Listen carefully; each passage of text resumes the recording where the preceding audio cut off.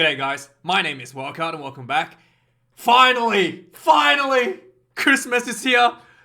Six Nations upon us. Wales versus Ireland.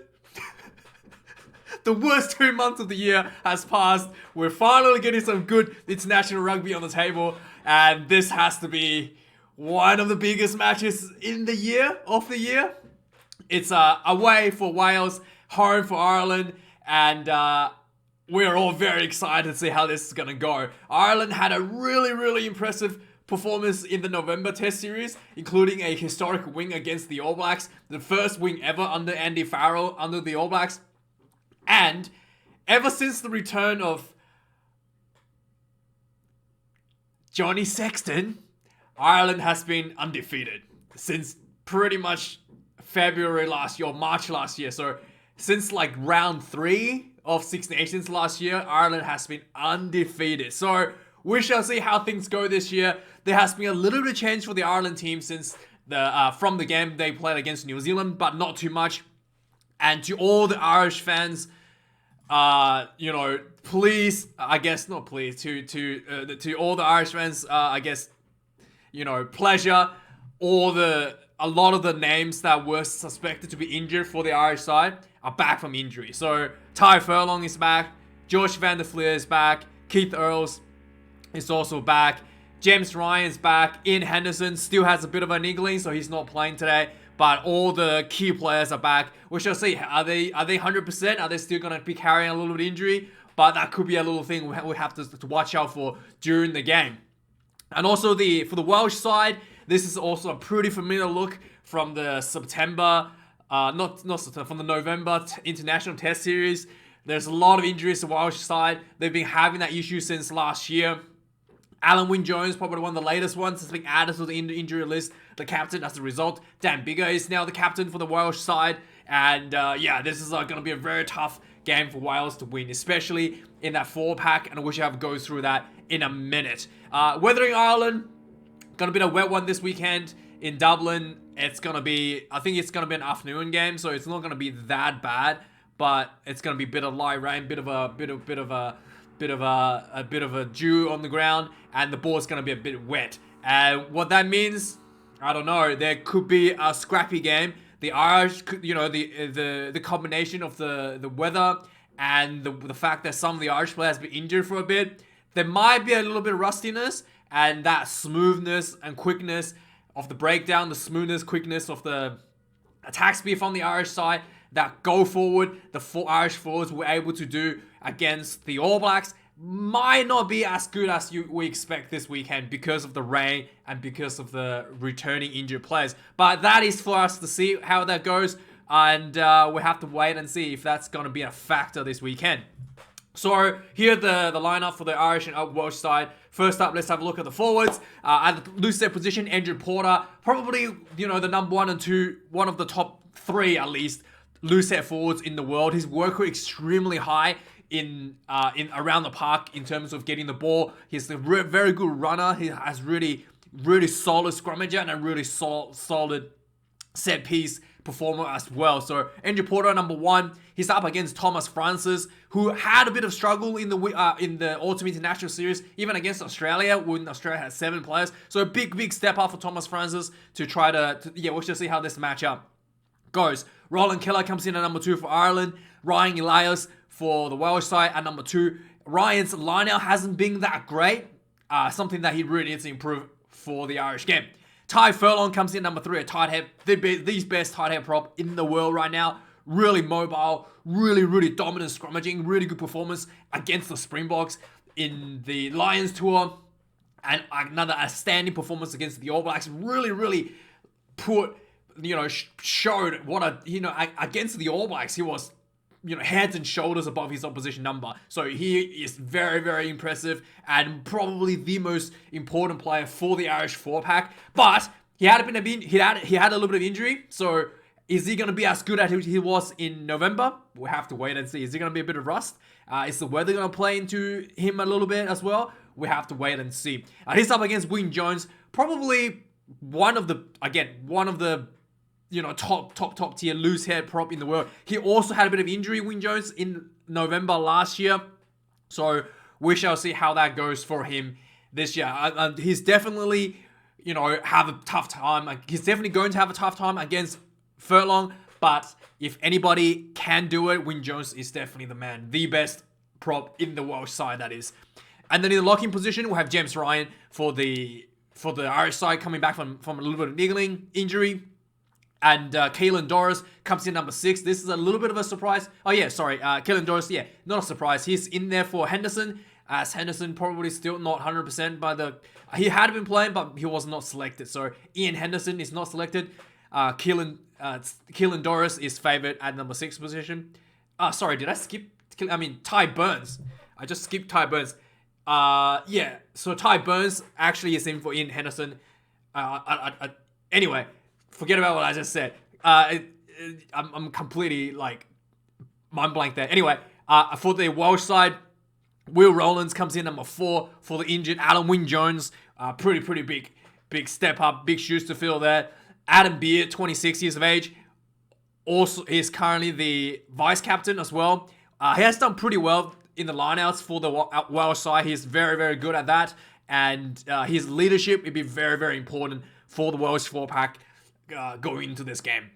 So now let's look at the Caelan Doris, number 6.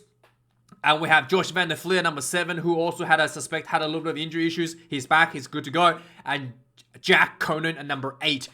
And for the Welsh side, Ellis Jenkins at number 6. TM Basham at number 7 and Aaron Winwright at number 8. This is starting. So the loose flankers is a really big battle for the Welsh side. So it really it's about breakdown speed. It's about getting that forward momentum for the 4-pack. The Welsh loose forwards has to be really on the ball for that. Has to be really quick on the breakdown, and they really need to work extra hard to slow down that ball for the Irish side, to have to disrupt that Irish strategy going into this game. So this is overall the 4-packs. This is going to be a really tough game for the Welsh side. If the Welsh wants to have any chance of beating Ireland, they need to stay close and they need to make the game messy and sluggish. The Warang does help in a little bit in that, but overall, the scrum could be an issue for Wales. The lineouts should be okay, and also the breakdowns. The breakdown is the absolute critical for the Welsh team if they wanted to pull up an upset. Try to slow down that ball speed. Try to slow down that breakdown for the Irish side. But the one thing that we do know about the Welsh side is no matter what you expect, no matter how much of an underdog they are, when it comes to Six Nations, they always swing for the fences. And, a sluggish weekend in the wet, cold weather of Ireland is something that the Welsh team could potentially pull out something that's very, very special on the weekend. Let's have a look at the backs.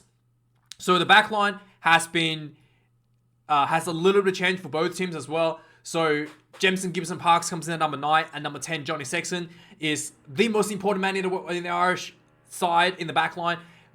Ireland without Johnny Sexton is just not nearly the same. It's last year they showed without Johnny Sexton, Ireland was just really scrambling a lot, lost their games.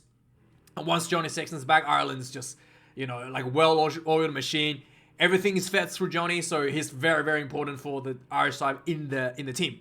And for the Welsh side, Tom Williams comes in at number 9, and Dan Biggar is preferred number 10, and he's also given the captain's position. Something that I did notice was a bit interesting is that Dan Biggar, despite having similar amount of test caps, 94 to 101 to Johnny Sexton, only has 516 points, whereas Johnny Sexton has 946. So a lot more points for Johnny Sexton, historically speaking, but Dan Biggar has been quite good in club rugby recently, and also Dan Biggar's goal kicking has been incredibly good. He's probably the most consistent goal kicker in the world right now, and Johnny Sexton, quite frankly, his kicking has been a little bit off coming into this game. So there's going to be, especially if the game is a bit sluggish, if the game is a bit wet, the goal kicking could become a really, really, really key deciding factor of the game. If the Irish team could not score tries or get that breakdown speed. So coming in number 11, this is something that we're all been wondering. Who's going to get that coveted number 11 jersey? Because James Lowe has been injured and ruled out of the squad. Mac Hansen, the Australian, former Brumbies developmental player. He is getting a debut against against the Welsh in the Six Nations opener. So tremendous effort for Hansen. I've seen some highlight clips of him. He seems to be really good under the high ball, a really great runner, and to get the starting spot at 23 years of age in the Irish team in the Six Nations, that is very, very impressive. He's definitely been very, very good to get that nod for the starting jersey from Andy Farrell. So Mac Hansen, we shall see how he goes this weekend. This will be a really, really big chance to see how he matchups against the other youngster, even younger, 20 years of age. He's only 20? I thought it was like 22 last year. But anyway, he's like getting younger, 20 years of age. Louis Rees-Zammit. He's probably the biggest, most exciting prospect out of the Welsh side in many, many, many, many years now. Absolute try-scoring machine. Really, really good vision on the field and a really good kick and chase for himself. So he has that ability to kick, to spot space behind your defense line. And he's not afraid to put a kick through and chase it down and get the ball back in his hands. Extremely good, extremely dangerous, and very exciting player to see. And this will be a good matchup to see how the two youngsters go on the field on the weekend. In center positions, we have Bundee Aki coming in at number 12. Gary Ringrose comes in at number 13. This is the same setup as they had against the All Blacks. Two really, really good hard running combinations in the center position. Agile, hard running, and really, really good defense. That is the key here for the center position from the Irish side. For the Welsh side, Nick the Cheat Tompkins and Josh Adams is slotted in at number 13. So this is something that we did not expect. Josh Adams normally plays winger. I believe he was playing winger for the British and Irish Lions. He's giving that number 13 spot. It's pretty obvious that they're trying to match the backline speed from the Irish side with actually playing another winger in the 13th position, Gary Ringrose and Bundee Aki. So yeah, interesting to see that Josh Adams at number 13. Number 14, this is another bit of a change for the Welsh side as well. Andrew Conway, as expected, at number 14. Hugo Keenan, number 15 on fullback position for Ireland. I think they're the same setup as they were against the All Blacks in November. But for the Welsh side, Johnny McNichol, the former Crusader, former Kiwi, he played fullback in the November Test series, which he did pretty well in terms of he was pretty good under the high ball and handled pressure pretty well despite only has six test caps on him. Despite debuting last year, I believe, he did really, really well for Welsh for the fullback position. He was up against like Springboks, who's like notorious for putting high balls to put pressure in the fullback position. So he did really well, but he's put into the winger position, opening up the fullback position to Liam Williams, who's also really, really good in the fullback position. Probably one of the best fullbacks in the world, many might argue. He did almost get tackled by his own fans against the Springboks, but, I think, but this is not Cardiff, so he's not going to get tackled by his fans this weekend, I think. I don't know. Anyway, so interesting there to have Johnny McNichols. He did do quite well. And as an additional winger, he will be able to cover that fullback position. Interesting how they didn't put Josh Adams at 14 and have maybe Johnny McNichol at 13, because you're trying like a winger. Maybe Josh Adams a bigger. No, not really. It's about the same size. Yeah, no, not too sure. But this is an interesting pick here. Let me know your thoughts. I was a bit surprised when I saw this, and they basically the Welsh basically running three wingers on the back line. Let me know what your thoughts. And it's pretty obvious that the Welsh is trying to match the speed of the Irish side. And this is the answer that the Welsh coach has come up with. His what's his name?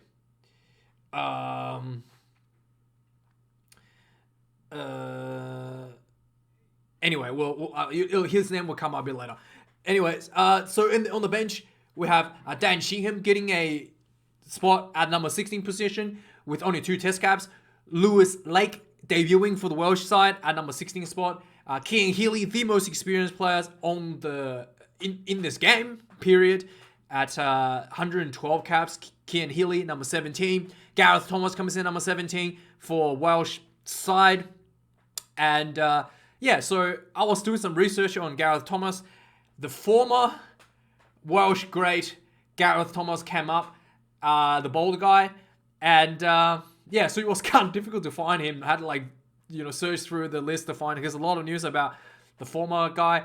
Yeah, so I just saw the news as well. Apparently, the Boulder guy, the old Gareth Thomas, he apparently has STDs. And yeah, he just announced it like last year. So really sad. He was quite an influential player for the Welsh team many years ago. So yeah.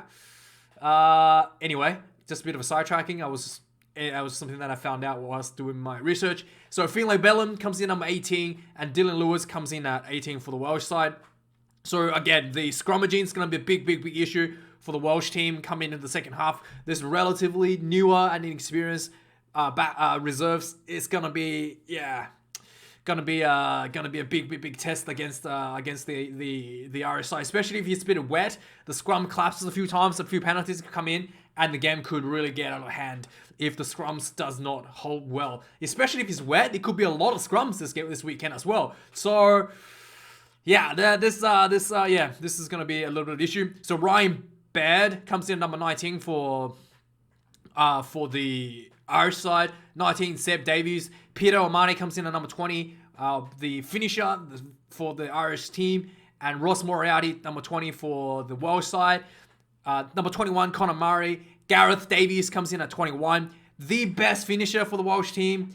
Again and again has come off the bench and made a tremendous impact, literally single-handedly winning games, making game-winning plays for the Welsh team. Can he do it again this weekend against Ireland? We have to wait and see. Joey Carberry, also cleared of injuries, comes in at number 22. Callum Sheedy coming in at number 22 for Welsh side. I'm very surprised to see Sheedy got selected here instead of Gareth Anscombe at number 22, so for the reserve fly half. So maybe Anscombe is not informed. Let me know what's going on with him there. He's not selected. And also Reece Priestland. I guess Reece Priestland, yeah, not selected either. So Callum Sheedy is selected here. At number 23, James Hume. Only 1 test cap for the Irish side. And Owen Watkin for the Welsh team at number 23. That is the lineup for this weekend, guys. Let me know your thoughts. Let me know what your predictions are. I think the wet weather is going to disrupt everything a little bit. The Irish attack is not going to be as smooth as we saw against the All Blacks in dry conditions. So there could be a very scrappy game, and there could be a lot of scrummaging. And if the Welsh scrum is as bad as they were against the Wallabies last year, this could be a really one-sided game with a lot of easy points on offer for the Welsh, for the Irish side. And then again, it comes down to the kicking of Johnny Sexton. If Johnny Sexton can get his kicking right, then this could be like a pretty big score for Johnny. But if Johnny Sexton doesn't land his kicks and the Welsh side able to disrupt that scrum, hold up that scrum, make that breakdown scrappy and get some penalties for themselves, and then Bigger can convert those, this could be a very big test for the 2 number 10s as well. So let me know your thoughts, guys. I see a scrappy game. I see a game where there's a lot of scrummaging could be the determining factor, and the goal kicking could be a determining factor. Let me know your thoughts. Let me know your predictions. Thank you for watching this video, guys. I'll see you a bit later for the England versus Scotland game. Cheers.